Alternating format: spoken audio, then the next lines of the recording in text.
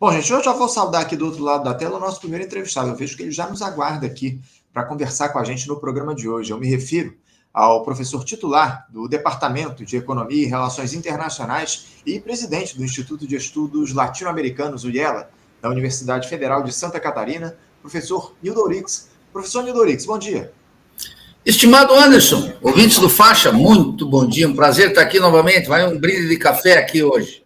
Prazer é nosso, Nildo. Eu estou aqui na minha água, como sempre, que o pessoal diz que é café, alguns dizem que é licor, muita gente diz de tudo, mas isso é só água mesmo, tá, gente? Eu vou até aproveitar e dar um gole antes de começar esse papo com o meu camarada Nildo. Nildo, eu quero agradecer mais uma vez a tua presença aqui com a gente no programa, para a gente falar um pouco do cenário da política nacional em especial, né? Porque a gente vai chegando aí, Nildo, nesse último mês de 2023, e nós aqui no programa já estamos fazendo algumas análises do que foi o governo do presidente Lula nesse período.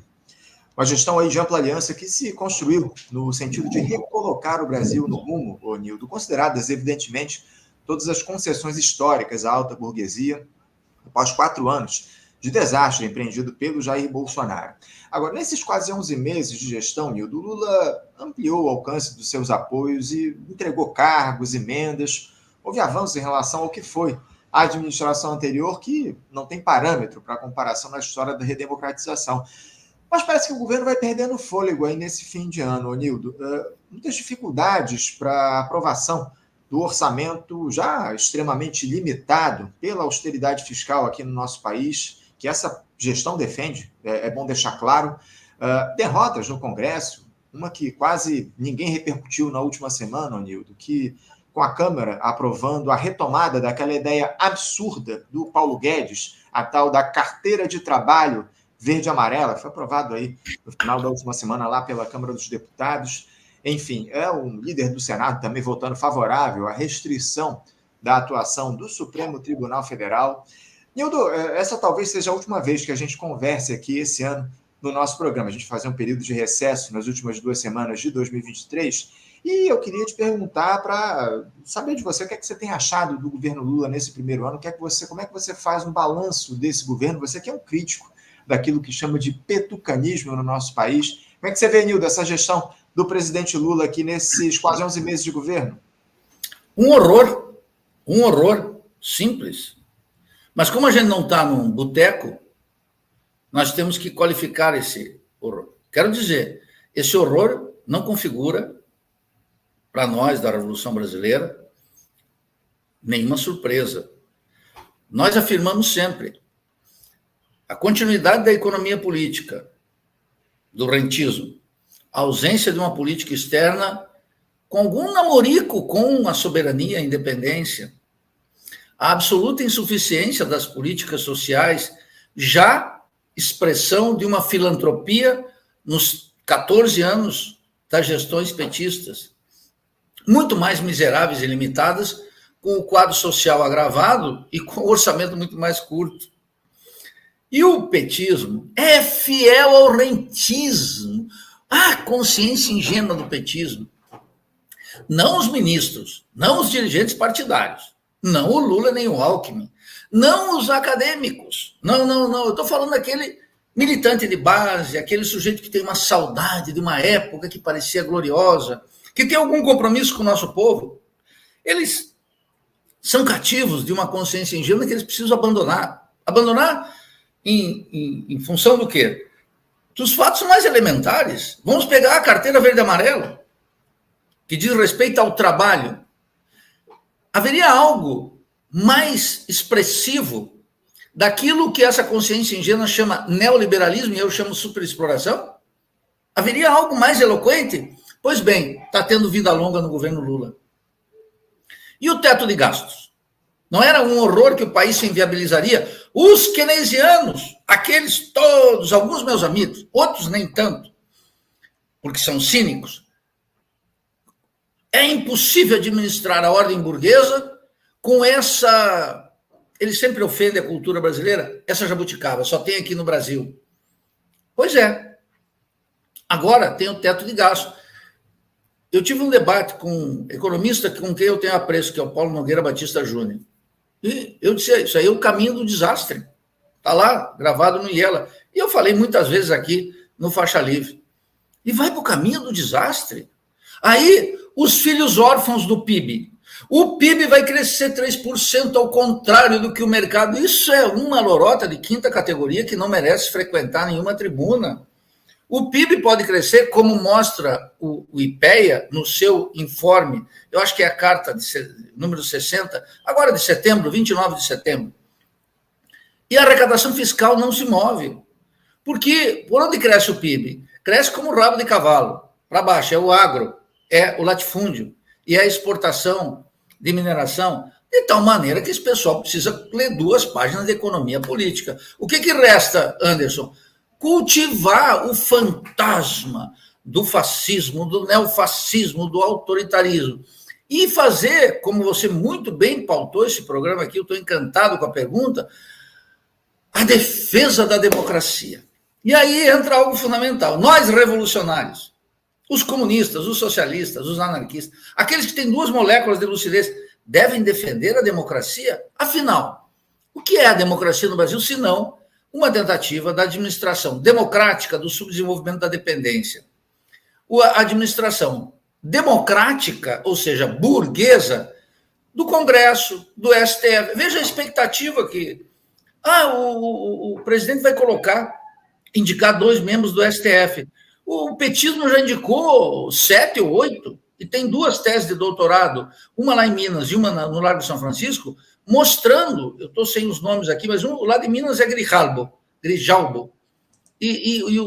mostrando o voto, não só dos indicados pelo petismo, como dos indicados de toda a corte. Finalmente, o identitarismo nada de braçada nesse governo.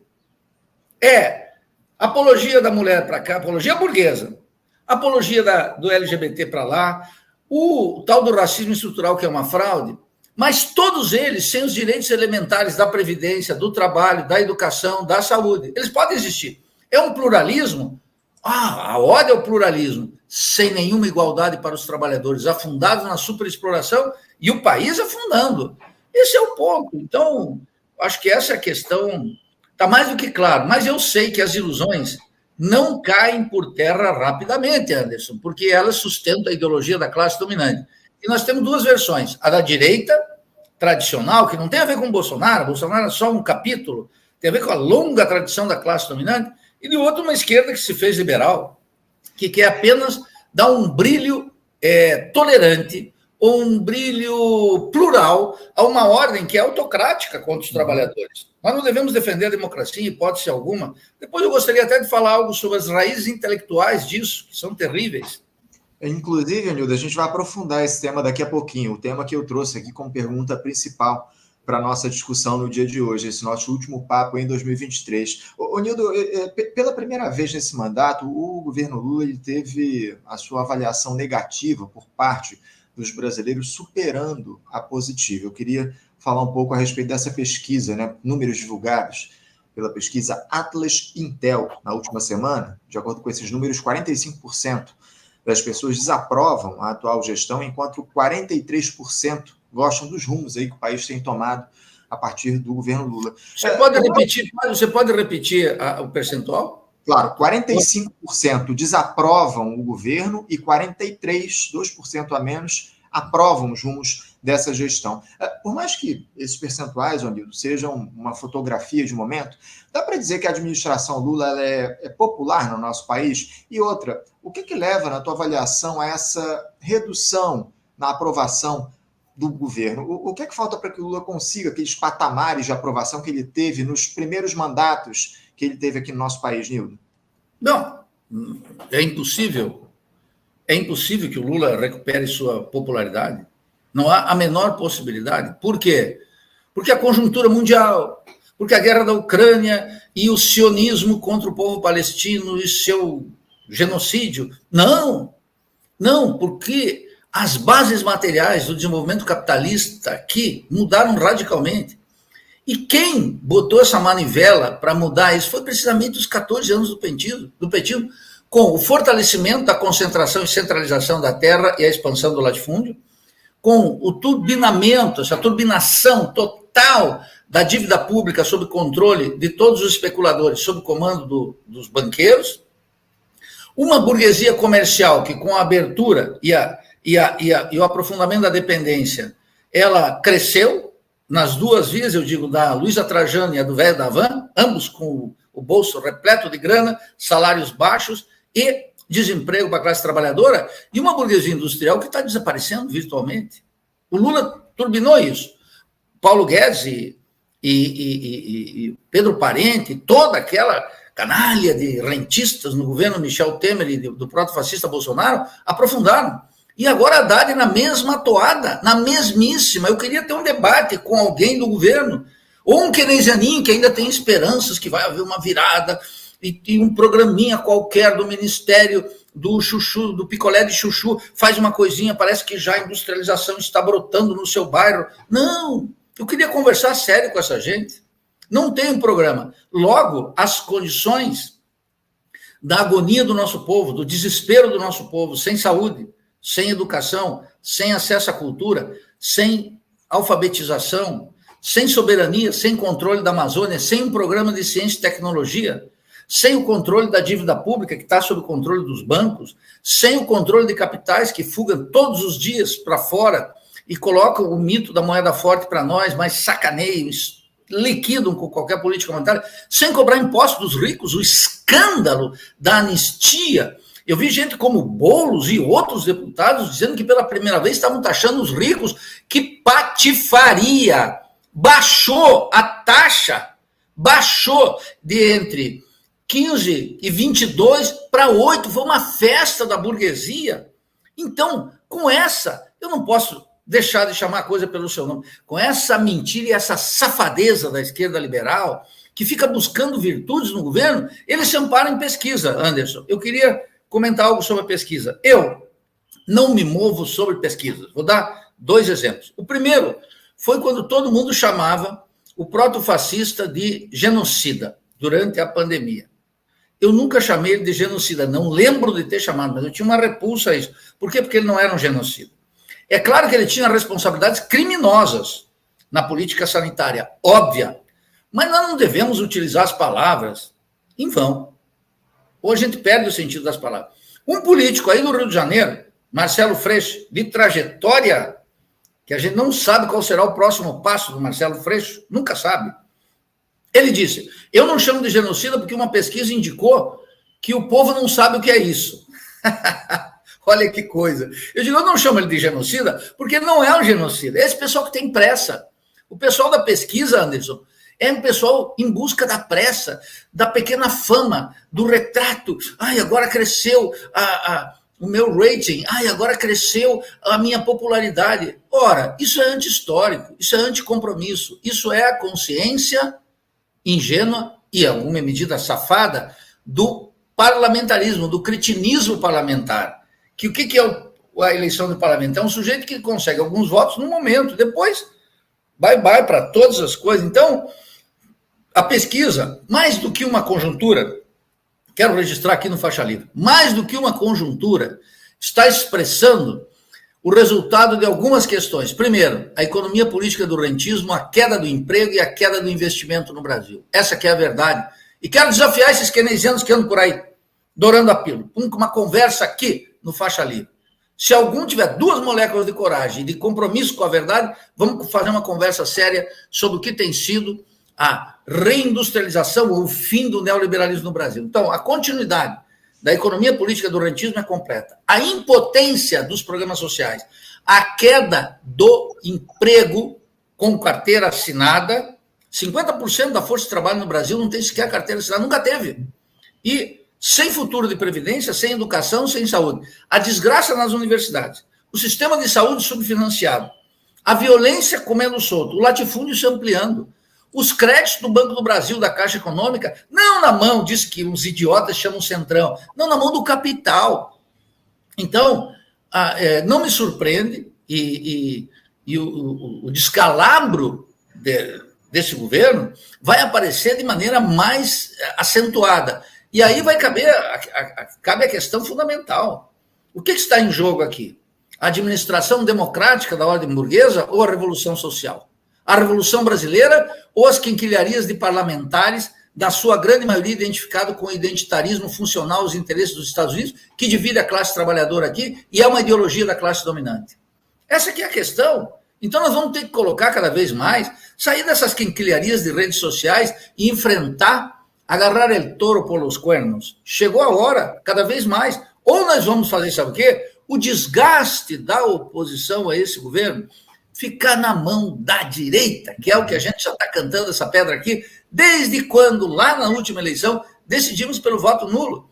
Criar uma oposição de esquerda ao governo Lula, radical. Não aquela que dá um, ai, que bom, nós vamos aplaudir as coisas boas e repudiar as coisas ruins. Não, nós estamos na oposição a esse governo, faça ele o que fizer. Nós não temos uma visão parlamentar de política. Eu não sou deputado, e a maioria que me escuta não é deputado, não é vereador, não é governador, não é nada. É alguém que é não considerado pelo governo, cujo governo nunca te chamou para coisa alguma, para uma mobilização, para nada, para lutar por mais recursos pela Previdência, para romper o teto de gastos, para romper com o rentismo, para apoiar a causa da Palestina. O que é que esse governo chama? Para nada. Ele quer que você fique em casa votando nele, enquanto a corda aperta no teu pescoço.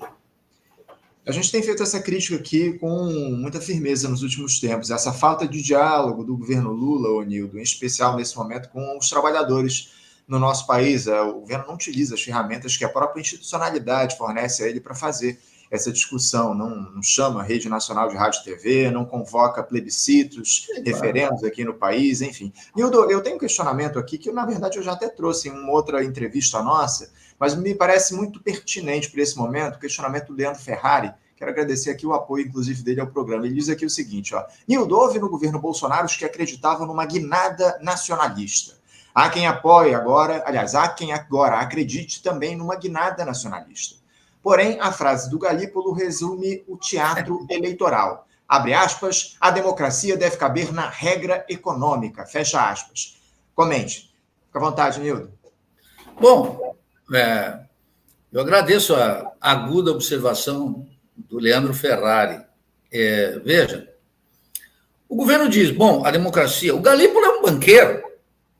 É que o pessoal acha que tem banqueiro mau, the bad guy, como Paulo Guedes, e tem good boy para o Galípolo. Olha, Galípolo é o nome dos banqueiros, e Haddad também, e Lula idem. Só que uns carregam uma trajetória de ex-operário retirante do Nordeste, o outro de professorzinho da USP, simpatiquinho, lulista desde sempre, e o último não tem passado nenhum, que é o Galípolo. Então ele pode dizer tranquilamente, causa algum espanto, mas nem tanto. Porque, afinal, ele é o homem que está sendo colocado no Banco Central para amolecer a política monetária na medida em que há uma queda da taxa de juros de longo prazo. E essas quinquilharias que os economistas do meu departamento, os que eu encontro, com quem eu converso, nem se atrevem a falar na minha frente, porque isso é uma pirataria, isso é um embuste intelectual. Isso é um exercício acadêmico que, quando levado para a política, se transforma numa poderosa ideologia para justificar o cinismo e a safadeza e os lucros dos banqueiros. A taxa de juros no Brasil continua sendo a mais alta. Então, com um país que destina metade do seu orçamento para o rentismo, para pagamento e renegociação permanente da dívida pública, bom, esse país não vai poder ter orçamento para caber as demandas sociais. Não pode. É simples, a equação é bem simples. Aí aparecem os filhos da sociologia uspiana, informados intelectualmente por Marilena Chaui. O país parece ser um país que é fruto do autoritarismo. Então, eles dizem, o Brasil é uma sociedade autoritária. Qual é a sociedade que não é autoritária? A Revolução Francesa, acaso foi um passeio no parque? Não, foi criminosa. A República se instaurou com o assassinato de mais de 5 mil trabalhadores e mandaram 15 mil para o exílio. Acaso os Estados Unidos, que fez a sua democracia, já não na via clássica inglesa e não na via clássica francesa, fez de outra maneira? Acaso foi um baile de debutantes? Não. Teve uma guerra de secessão contra o escravismo. O Norte liquidou, cortou o pescoço dos latifundiários. E teve nacionalistas, a propósito do Ferrari aqui, como Hamilton, Alexander Hamilton. Mas o pessoal não lê, não estuda. O que eu posso fazer? E não lê, não estuda, não, porque está à disposição. Eu digo para os meus alunos, Alexander Hamilton e Liszt São 2 autores vetados, da ditadura e da democracia, não pode ser lido. Não há uma proibição formal. Os professores, todos disciplinados, não leem. Eu nem vou falar do meu querido Marx, porque aí mesmo Marx é quase que uma ilustração que entra nos programas em 2 ou 3 aulas para dar a totalidade, a tonalidade. Então, veja, o nacionalismo é uma força extraordinária nos países centrais. Agora, é uma força extraordinária nos países periféricos oprimidos. Veja o caso do palestino. A Palestina é uma questão nacional palestina e só o nacionalismo palestino é que faz eles suportarem a guerra de Israel contra o seu povo, o genocídio sionista contra o povo palestino. Eles precisam existir, é o direito da existência. Nós aqui, no Brasil, deveríamos ter um nacionalismo para expulsar o quê? As multinacionais, para remover essa quinquilharia ideológica no Itamaraty, para banir os banqueiros, os industriais, para ter o controle estatal de todo o latifúndio, porque a reforma agrária não dá mais conta. Percebe? Tem um programa de índole nacionalista. Agora, o nacionalismo é uma peça que está na mão da direita. Por quê? Essa esquerda liberal, ela gosta de frequentar cursinhos de liderança do Departamento de Estado. Ela gosta de ser premiado na França. Ela gosta de fazer viagens internacionais a favor do imperialismo. No centro disso está o identitarismo. Meu inimigo de classe é um identitarismo. Não é a luta pela emancipação da mulher. A lá Clara Zetkin, a lá Manuelita Salles, amante patriota de você, de Simão Bolívar. Não! É em nome da representação, canaliza tudo. Não há uma ovelha desgarrada aí. Vão tudo para afirmar esse sistema político que eles chamam de democracia. Dar uma tintoria, um espaço para os povos indígenas, muito pequenininho. Um espaço para a população preta, muito pequenininho. Um espaço para os 4% dos brasileiros que, segundo o censo, se declaram da comunidade LGBT. Mas é um espaço muito pequenininho. Não consegue emancipar essa gente. Todos esses, como nós, trabalhadores de qualquer natureza, vamos ficar desamparados nesse sistema político. Mas eles querem a representação. Eles querem as políticas de reconhecimento. E uns mais absurdos ainda, querem reparações históricas dentro da ordem burguesa. Isso é de uma safadeza. Eu não tenho mais nome para isso. Eu vou chamar pelo nome. É uma safadeza e um oportunismo completo. Então, uma proposta nacionalista implica em assumir a Revolução Brasileira, com o que ela tem de particular e com as lições universais que elas trazem. Da onde? Da Revolução Russa, da Revolução Chinesa, da Revolução Soviética, da Revolução Cubana, da Revolução da Revolução Vietnamita, de todas as revoluções. Os países só se erguem quando os povos entram na cena histórica. Não é representação parlamentar, não é ativismo sindical, não é movimento social. Quando o povo entra com o programa da revolução, colocando o seu bafo aqui e pronto para morder a jugular da burguesia. É isso que nós precisamos. Agora, nós temos uns acadêmicos cada vez mais anti-intelectualizados, todos eles discípulos da sociologia uspiana, cuja musa fundamental é Chauí, com o seu bordão de que nós vivemos numa sociedade autoritária. Bom, eu não vi sociedade no mundo que se fez, a França, que ela é uma adoradora da França, ou os Estados Unidos, ou a Inglaterra, ou a Alemanha, que não se fez de maneira autoritária. O problema é que as revoluções são um tremendo ato de autoridade. As revoluções, como disse Lenin, como ensina a história, é um ato autoritário. Mas um ato autoritário em geral? Não, contra a classe dominante, contra aqueles que nos oprimem. Portanto, eu não sou um filho órfão da democracia, porque eu sofro as consequências da democracia. E o nosso povo, esse povo múltiplo, gigantesco, mestiço, que tem atrás de si uma cultura gigantesca, que poderia ser um fator protagônico no mundo, ele é um povo oprimido e explorado. Dentro de uma ditadura aberta, como de abril de 64 a 85, ou de uma democracia, que nós temos que adjetivar, a democracia não é um valor universal, como certa vez escreveu Carlos Nelson Coutinho. Não, não é. Aquilo foi um profundo erro teórico, com implicações políticas não menos terríveis. Então, essa é a situação. Nós temos que dizer, claro, portanto, Ferrari, eu continuo dizendo que a direita não pode estar com o baluarte do nacionalismo revolucionário. Por quê? Porque ela vende o país. E a esquerda, cosmopolita, ela não quer se comprometer com o nosso povo. Então, ela fica buscando parlamento e tribunas acadêmicas, sobretudo motivada pela mídia. Mídia não é o faixa livre. Mídia é a CNN, a Globo, eles gostam desses locais. Eles gostam de buscar um semináriozinho em busca do seu prestígio pessoal, enquanto o Brasil afunda. Nildo, na próxima sexta-feira a gente vai fazer aqui um debate no programa sobre essa defesa aí que parte da esquerda tem feito das instituições e que motivou, inclusive, o meu questionamento nesse nosso papo hoje, né? Como nessa polêmica aí que houve em relação ao voto do Jacques Wagner, né, lá na matéria relativa às decisões monocráticas do Supremo Tribunal Federal no Senado. Ele recebeu inúmeras críticas dentro do próprio Partido dos Trabalhadores. O Lula teve de apagar o incêndio aí por esse posicionamento do seu líder no Senado, incêndio que foi produzido aí com o próprio Supremo Tribunal Federal. Eu tenho escutado alguns diagnósticos, Anildo, de que esse é o momento de a esquerda se colocar ao lado das instituições burguesas sob a ameaça de se alimentar o discurso do bolsonarismo, caso faça aí a crítica que sempre teve do nosso lado, a crítica às instituições.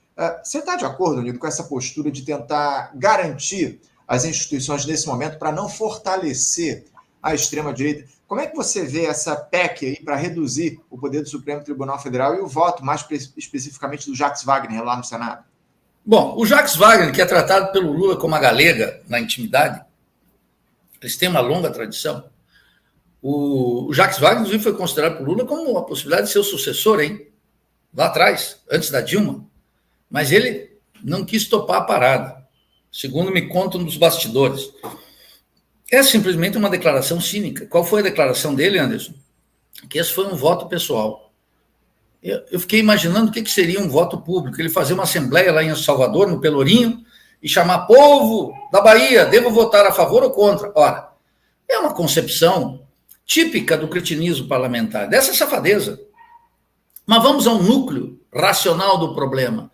É possível defender a democracia defendendo essas instituições? Não! Não, jamais. Esses que querem defender as instituições para defender a democracia não estão na defesa da democracia, estão na defesa dos seus interesses parlamentares e alimentando objetivamente a direita. Lá, em 2018, eu tenho um vídeo meu no Miela aqui, declarações mostrando o seguinte: desde a destituição sem luta da Dilma, que foi a prostração, o atestado de óbito que o petismo deu para si mesmo, foi seu último ato em vida. Então, aqui jaz o PT. O que eles fizeram? Aceitaram a destituição da Dilma sem a mobilização de massas. Esse é o ponto. Primeiro. Segundo, desde então, a direita começou, em nome da liberdade, da defesa da liberdade em abstrato, o ataque à democracia, que, aos olhos do povão, significa uma coisa muito concreta, Anderson: o sistema político atual, que eu não vacilo em dizer está totalmente apodrecido. E do lado da esquerda, ela passou a defender a democracia em abstrato e acabou justificando o atual sistema político. Essa foi a razão da vitória de Bolsonaro. Lá em 2018, quando eu me candidatei dentro do PSOL, quando ainda era do PSOL, para defender uma proposta radical na presidência, o partido escolheu o Boulos. Tão afundado na miséria do Boulos e na miséria da política, o PSOL inteiro. Percebe? Nós corremos o Brasil, sem recursos, na peleia, defendendo o quê? Uma política revolucionária e socialista, que naquela ausência, o Boulos teve 500 mil votos, teve menos votos que a Luzinete, que foi a candidata a governadora em São Paulo. As pessoas esquecem. Bom, eu estou aqui para lembrar. A memória histórica é uma arma contra o cinismo e a safadeza parlamentar.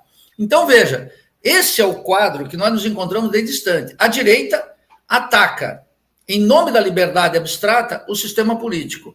A esquerda liberal, Haddad, Lula, PCdoB, PSB, PDT, defende a democracia em abstrato, como um valor universal, que só existe na cabeça deles, para validar o atual sistema político. É claro que a direita vai vencer. O sistema político é uma podridão, é um toma lá da cá. Acaso o orçamento secreto desapareceu? Não, não desapareceu.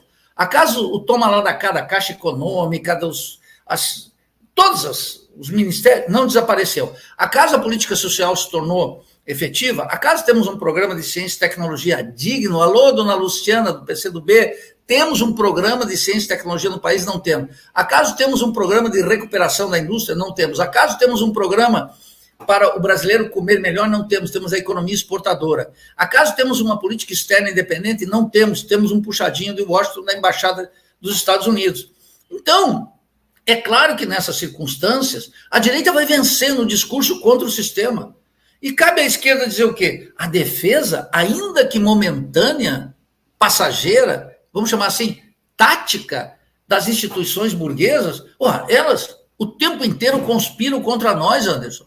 Essas pessoas, quando defendem o STF, não vão observar como é que está sendo tratado os direitos dos trabalhadores naquele colegiado. Aqueles que defendem o parlamento, eles não acompanham as sessões do parlamento para ver o que é um escândalo mundial com aquele Senado que tem que ser extinto. Nós temos que ter um Congresso unicameral. Nós não podemos aceitar a Câmara e o Senado. E vamos extinguir com essa fraseologia parlamentar, Vossa Excelência, eu tenho muito respeito pela sua proposta, mas discordo. Essa conversa mole que representantes dos movimentos sociais, sindicais e, entre aspas, dirigentes partidários, incorporam do cretinismo parlamentar, o que tem de pior na linguagem parlamentar, se afastando do jargão popular, se afastando na beleza do nosso idioma, com esses quitutes, digamos assim, de ser cordial, que é a lógica do cinismo parlamentar. Por que a burguesia é cordial no parlamento? Porque ela tem domínio completo. Ela tem maioria e sempre terá maioria. Sempre. Eu quero lembrar, Salvador Allende, no Chile, de 70 a 73, nunca teve maioria parlamentar e fez grandes transformações. Por quê? Convocou o povo. Hugo Chávez também fez maioria parlamentar. Por quê? Porque a burguesia boicotou umas eleições e ele fez o Congresso inteiro. Mas mesmo com maioria parlamentar, Hugo Chávez nunca se fiou nos deputados, porque eles não são dignos de confiança. Nenhum. Ele comandava o bloco, chamava o povo. Eu participei de um 1º de maio da Venezuela, que era uma coisa gigantesca, era de chorar, como o 1º de maio em Cuba. Aqui tem show de sertanejo universitário e sorteio de carro. Olha o que é o nosso sindicalismo atualmente. Nós temos que dizer isso. Então, Anderson, a defesa das instituições é finalmente uma prática cínica da esquerda parlamentar, que é uma esquerda liberal, sem nenhuma incidência na massa, e uma espécie de band-aid nessa tragédia que se abate sobre o povo brasileiro, cada vez mais condenando nossa juventude, nossa velhice, tirando direitos de todo mundo, comando da superexploração, dinheiro para fora e riqueza na mão de poucos aqui dentro. Nildo, eu tenho um outro questionamento aqui. Aliás, hoje eu estou com muitas questões aqui para trazer para você. Vou até pedir desculpas ao nosso próximo entrevistado, já está aguardando a gente. Provavelmente vamos atrasar um pouquinho por conta dessas muitas perguntas que eu gostaria muito que você respondesse. São perguntas importantes aqui. A Luísa Copters, por exemplo, diz aqui: Nildo, eu estou na Unesp em Marília, Universidade Estadual Paulista. Ela te pergunta o seguinte: como enfrentar a estrutura entreguista, mercantilista e o pensamento pós-moderno? Pergunta aí da Luísa, o Nildo. Luísa, fazendo sabe o quê? Ignorando ele completamente. Ele não tem nada a dizer. Esses identitários que estão por aí, não tem nada a dizer. Isso é uma quinquilharia from United States. Sabe o que precisa? Estude a Revolução Brasileira. Só isso. Esqueça. Nem critique essa quinquilharia. Não perca seu tempo, Luísa. Eu sei que ele é valioso, como é o meu, como é o dos que estão nos escutando. Vamos nos dedicar a estudar a Revolução Brasileira. E, claro, marcar posição contra essa safadeza. Nas universidades, isso aí, Luísa, eles têm vida longa, mas as universidades estão cada vez mais longe do nosso povo. Se colocar em votação hoje, se nós queremos ter maior orçamento para a universidade ou menor, aliás, o orçamento que vem da universidade não será mais o do proto-fascista. E vai ser uma miséria para as universidades. As estatais aí em São Paulo e as federais, junto com os institutos federais do Brasil inteiro. Vai ser miserável. Basta falar com quem está na administração. Vai ser miserável. Então, o mundo universitário há muito perdeu vitalidade. Ele não é um mundo intelectualizado, ele é um mundo academizado. Dissertação, tese, mestrado e concursos cada vez mais manietados, assim, concurso em que o professor orienta alguém no TCC, orienta no mestrado, orienta no doutorado, depois coloca uma banca que é uma banca orientada o programa é um programa adepto do pós-modernismo. O pós-modernismo e toda essa quinquilharia identitária, ela reivindica nos concursos e a seleção de alunos no TCC, etc., vai num sistema horroroso de cotas que precisa ser banido entre nós temos que ter o acesso universal. Então, Luísa, centre na revolução, esqueça a pauta identitária. Eu vou só concluir para a Luísa. Olha, quando a Elizabeth Rodinesco fez uma crítica devastadora, olha, uma francesa, hein? O Nildorix, eu sou meio sectário e bato duro, mas eu não deixo de ler meus inimigos de classe e alguns aliados. Nunca. Então, veja, quando a Elizabeth Rodinesco escreveu Eu Soberano, que foi uma devastação, mas uma crítica devastadora a deriva identitária, como ela chamou, a guerra identitária, promovido aqui por esses grupelhos aqui no Brasil, com alguma representação parlamentar, com especial assento no PSOL, hein? É uma vergonha isso. Bom, o que acontece? Bom, perdemos vitalidade. Mas o livro dela, que é um rigor em vários aspectos, a parte sobre o Brasil nem tanto, é desconhecida. Então, Luísa, centre sua atenção na Revolução Brasileira. Como é que nós vamos encontrar o caminho brasileiro para o socialismo e a revolução? Mito e verdade da Revolução Brasileira, tal como recomendou o querido Alberto Guerreiro Ramos. E entender que aqui, no subdesenvolvimento da dependência, que é finalmente o que nós temos, só a revolução. Não cabe a administração democrática do subdesenvolvimento da dependência. Por quê? Porque a miséria é lulista. E a miséria que eu chamava, honrando aqui a recordação do Anderson, eu chamava de petucanismo. Os petistas torciam o nariz, ficavam loucos. Nildo, petucanismo. Resulta que foram pegos de surpresa, mas o cinismo é infinito, que finalmente admitiram que a chapa foi petucana, com os dois, o petista mais importante e o tucano mais importante. É aquilo que Hegel chamaria uma adequação do conceito à realidade, completo. Petucanismo era uma expressão fiel do sistema petucano. E depois teve uma adequação da vida ao conceito, que é o petucanismo, que está aí. E se transformou, em nome da defesa do antifascismo, do golpismo e da direita, num antídoto. Quer dizer, essa gente não é só cínica politicamente, é despreparada intelectualmente. Por isso que cabe, Luísa, na fronteira, na batalha das ideias, para usar uma expressão de Leandro Conde, que deu um título no livro dele, para a batalha das ideias, cabe uma discussão séria sobre isso. Não dedique seu tempo à crítica leia, mas não escreva uma linha. Dedique-se a pensar qual o caminho da Revolução Brasileira. E venha conosco. Nildo, eu tenho aqui um último questionamento do Luiz Preza. Eu quero agradecer também ao apoio da Luísa e do Luiz. Ele te pergunta o seguinte, que tipo de argumentação um governo de, entre aspas, esquerda pode propor ao povo para protestar nas ruas contra a sua própria administração? Isso aí vai ao encontro do que a gente tem falado aqui. O Lula tem colocado que ele, ou pelo menos parte do Partido dos Trabalhadores, tem colocado que o Lula é a figura mais à esquerda dessa gestão, que ele pressiona, que ele pede, que ele chama o povo para pressionar. Eu tenho lá minhas dúvidas em relação a isso, mas eu queria que você falasse um pouco a respeito disso, que tipo de argumentação o governo podia utilizar nesse sentido, para que o povo pressionasse a gestão do Palácio do Planalto, Nildo? O Preza, Luiz Preza, né, ele tocou no nervo da questão. Por quê? Porque é impossível tal operação. Quando eclodiu o movimento Passe Livre de São Paulo, se revoltou contra os 0,20 aplicados por Haddad prefeito e Picolé do Chuchu no governo, a massa se rebelou. Se rebelou contra quem? Contra o governo federal. Era um movimento Passe Livre.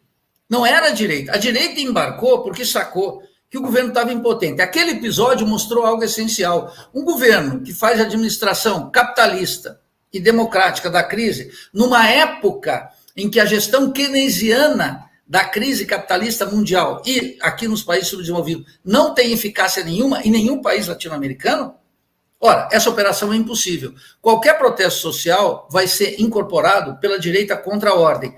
Como a esquerda liberal defende as instituições e o seu governo pratica a política econômica do rentismo, ninguém vai se mobilizar. Acaso o Lula pode chamar uma recuperação estatal, demitisse Jean Paul Prats, esse lobista que está na frente da Petrobras? acumulando riqueza, fazendo um plano estratégico da empresa, que é uma vergonha, que é um entreguismo, e reservando bilhões de dividendos para investidores estrangeiros e nacionais. Acaso o Lula pode chamar uma campanha em defesa do petróleo? Não pode, ele está entregando o petróleo. Como a Dilma, através da lei de partilha, entregou o petróleo.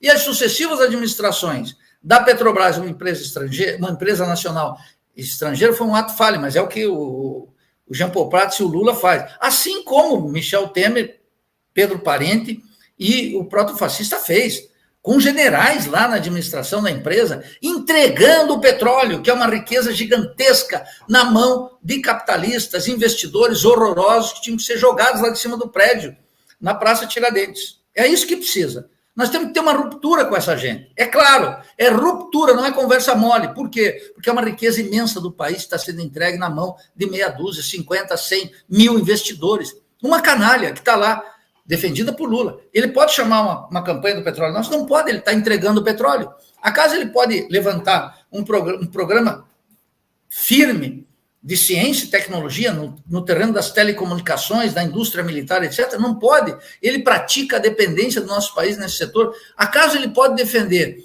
uma alimentação saudável para todo o povo brasileiro? Não. Ele é o homem que turbina o latifúndio. Acaso ele pode discutir a desigualdade regional? Não. Acaso ele pode falar em dignidade do trabalho quando ele vai apoiar a carteira verde e amarela dos bandidos? Não. Então, preza, não há saída para esse imbróglio. Esse governo vai ter que afundar e ficar não mais do que uma cicatriz na história. Esse governo tem que desaparecer pela força das massas, pela força da revolução social, pela força da revolução brasileira. Isso aqui não é alucinação, isso aqui é uma operação elementar de lucidez. Ou nós vamos fazer isso, ou o que vai acontecer? A direita o fará, em nome dos interesses exclusivistas de uma ordem que tem tudo de autocrática, embora seja um cosmético de democracia. Esse é o ponto, Preza. Então não existe nenhuma possibilidade do governo Lula convocar as massas. Só existe uma, para fortalecer a ordem burguesa. Como foi o 8 de janeiro. A direita faz um ensaio, que eu disse aqui na Faixa Livre, no dia 16 de janeiro, que aquele episódio só poderia ser visto, não tinha nada de golpe, aquilo só poderia ser analisado em perspectiva histórica, lá na frente. Aquilo foi um capítulo, aquilo foi uma ofensiva, diante da ofensiva burguesa contra a administração democrática de sua ordem, porque eles sabem que nos períodos de crise, queda de salários, baixa de investimento, deterioração dos serviços públicos, redução ainda mais drástica da soberania do país, entrega dos recursos estratégicos, falta de controle sobre o território nacional, só pode ser visto com milhões na miséria, sem nenhuma esperança, na base de uma ditadura, de um Estado policial militar, de uma forma de democracia que reprima o povo no essencial e continue garantindo superlucros e privilégios para a classe dominante. Então, essa possibilidade, o Luiz Preza, que é muito... Você capta uma contradição insolúvel dentro do sistema petucano. Eles não podem sair dessa. Quem tem que fazer isso é nós. Fora deles, inclusive contra eles. Professor Nildo Domingos Ourix, eu quero agradecer demais a tua presença aqui no nosso programa hoje. Muito obrigado por você fazer esse diálogo aqui com a gente no Faixa Livre mais uma vez. Já te desejando aí uma ótima semana de trabalho. Deixando meu abraço forte, Nildo. Anderson, prazer, como sempre, participar. Estou aqui em Aracaju para um evento na Universidade Federal de Sergipe. Vamos começar amanhã a apresentar o Crítica à Razão Acadêmica num seminário no Centro de Educação. É um prazer conversar com você sempre, fortalecer o Faixa Livre e com o teu público, que é sempre muito antenado. Um grande abraço e até breve. Obrigado, Nildo. Obrigado a você pela tua participação e um bom evento para você aí no Aracaju. Tá bom, Nildo? Um abraço para ti. Até a próxima. Conversamos aqui com o professor titular do Departamento de Economia e Relações Internacionais e presidente do Instituto de Estudos Latino-Americanos, Viela, da Universidade Federal de Santa Catarina, professor Nildo Ourix, comentarista histórico aqui do nosso programa, sempre fazendo um papo importantíssimo com a gente no Faixa Livre. Gente, antes de eu cumprimentar o nosso próximo entrevistado,